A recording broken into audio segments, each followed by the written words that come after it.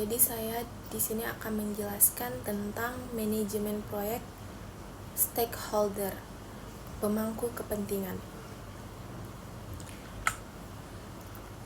Materi ini disusun berdasarkan referensi dari buku Komunikasi Pemangku Kepentingan yang ditulis oleh Asri Wulandari.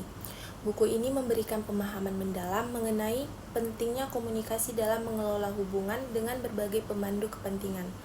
Dalam buku ini, Asri Wulandari menjelaskan berbagai konsep, strategi, dan praktek terbaik yang dapat diterapkan untuk membangun komunikasi yang efektif dan membina hubungan yang saling menguntungkan antara organisasi dan pemangku kepentingannya. Melalui penyampaian materi ini, diharapkan para peserta dapat memperoleh wawasan baru yang bermanfaat dalam menghadapi tantangan di bidang komunikasi stakeholder. Memahami pemangku kepentingan atau stakeholder. Stakeholder atau pemangku kepentingan adalah kelompok yang sangat luas dan beragam. Ada yang mendukung dan bermanfaat, namun ada pula yang memberikan pengaruh negatif dan obstruktif, di mana semua tergantung pada kebutuhan dan aspirasi yang berbeda-beda. Banyak pengertian dalam perdebatan mengenai pemangku kepentingan.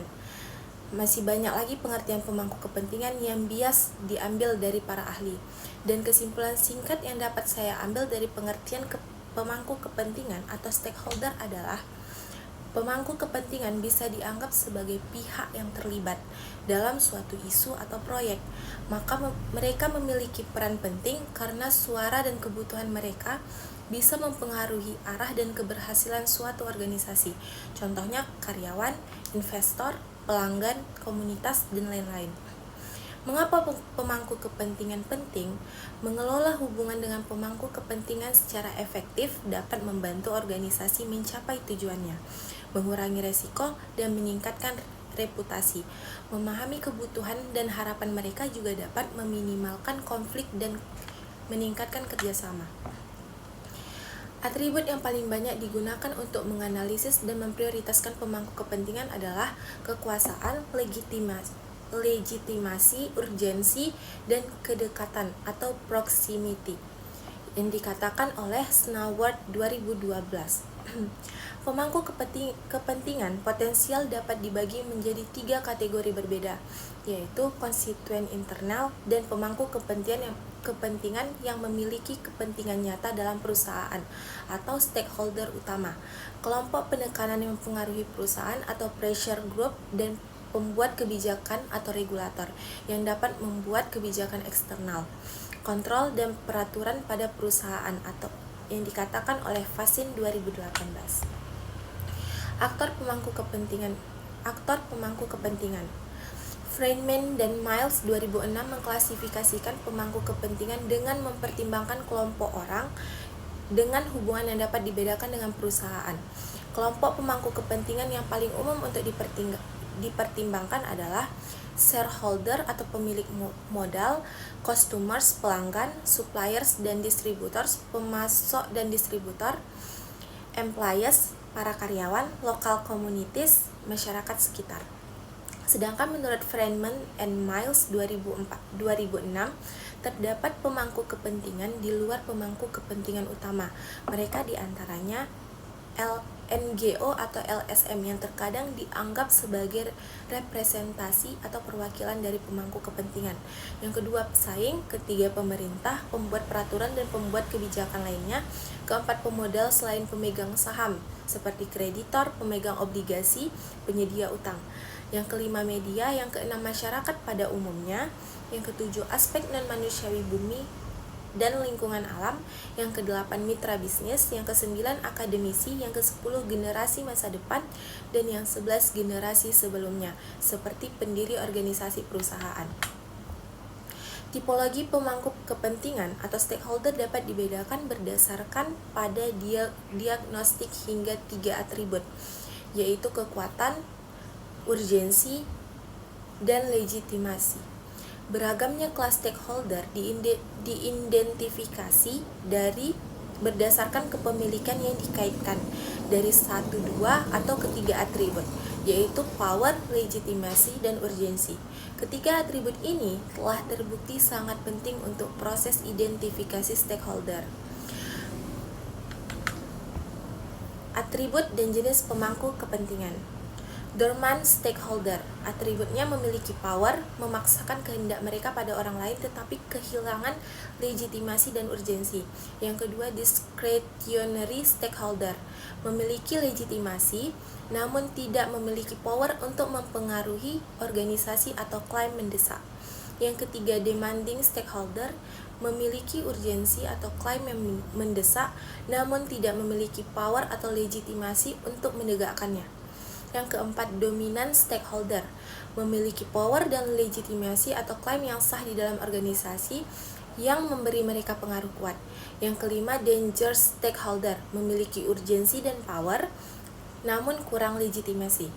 Yang keenam, dependent stakeholder, memiliki legitimasi dan urgensi namun tidak memiliki power. Yang ketujuh, definitive stakeholder, memiliki power, legitimasi, dan urgensi. Dan yang terakhir, non-stakeholder, tidak memiliki power, legitimasi, dan urgensi. Pengertian komunikasi, proses pengiriman dan penerimaan pesan untuk mencapai tujuan bersama organisasi. Komunikasi organisasi itu ada dua, yang formal dan informal. Formal itu terstruktur sesuai dengan kesepakatan, sedangkan informal seperti komunikasi sehari-hari. Yang ketiga, fungsi komunikasi organisasi. Ada tiga, fungsi perintah, fungsi relasional, dan fungsi manajemen ambigu. Yang keempat, komunikasi efektif. KISS atau disebut dengan keep it short and simple, konten akurat dan relevan, positif dan solusi oriented.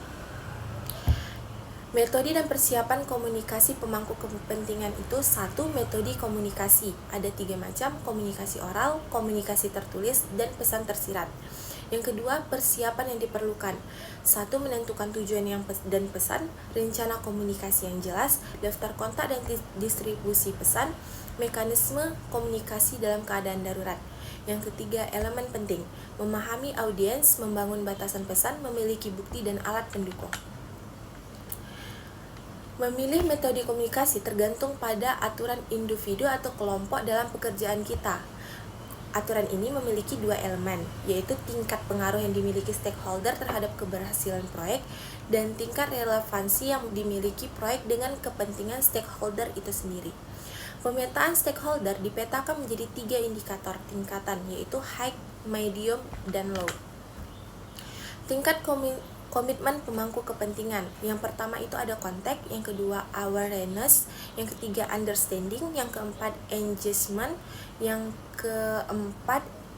kelima acceptance, yang keenam komitmen, dan yang ketujuh internalization. Poin penting dalam komunikasi pemangku kepentingan. 1. Kita harus memahami pesan. Yang kedua, peringatan dan pertimbangan. Yang ketiga, umpan balik. Yang keempat, evaluasi dan komunikasi. Dan yang 5, pengukuran dampak. Strategi perlibatan pemangku kepentingan. Pentingnya perlibatan stakeholder. Yang pertama, Corporate Social Responsibility atau CSR. Dan perlibatan stakeholder memiliki nilai yang setara. Yang kedua, perlibatan seharusnya tidak hanya untuk memenuhi norma tetapi juga untuk memahami arti sebenarnya dari perusahaan. Yang kedua, peran penting. Yang satu, pemimpin dari pemerintah, masyarakat, dan sektor swasta sangat penting dalam menciptakan nilai bisnis. Yang kedua, pendekatan strategis dan terstruktur diperlukan untuk membangun hubungan dengan stakeholder. 5 langkah pendekatan perlibatan stakeholder. Yang satu, pertama, strategi perlibatan. Yang kedua, memetakan pemangku kepentingan. Yang ketiga, persiapan. Yang keempat, pelibatan. Dan yang terakhir, perancangan tindakan. Langkah-langkah untuk membangun strategi. 1. Fokus pada dampak pelibatan yang maksimal. 2. Mempersingkat proses kegiatan pelibatan yang hemat biaya. Yang ketiga, belajar dari pengalaman untuk menetapkan tujuan yang jelas. Yang keempat, ukur nilai investasi dalam pelibatan. Dan yang kelima, pahami dan kelola harapan stakeholder. Tahapan pelibatan pemangku kepentingan. 1. Analisis sejarah perusahaan. Pelajaran dari upaya masa lalu penting untuk memfokuskan strategi saat ini.